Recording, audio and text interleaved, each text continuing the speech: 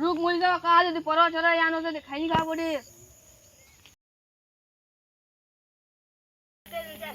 आज बेर इमरान की गानी होय रे मैं कहानी बा आज बनिया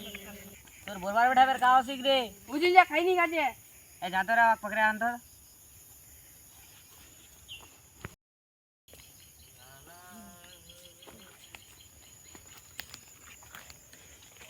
नाम से जो बोल साहब ने आज खाई नहीं खाली ना बताओ कैसे कम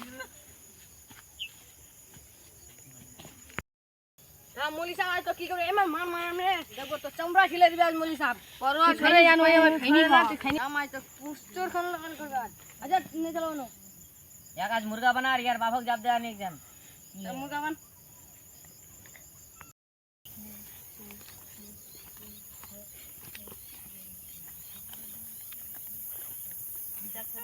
तो बेटा ना खाई नहीं खा जो मोली साहब जाओ लो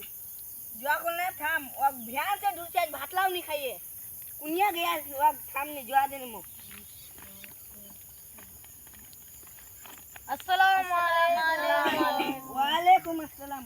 का हो इधर से तोर बड़ा मुर्गा होने घर सुआगान और उखान साफ करे नी असले तो पुनी गान फटा दे खाई नहीं खावा खाली सिकिस जल्दी आ घर उखान साफ करे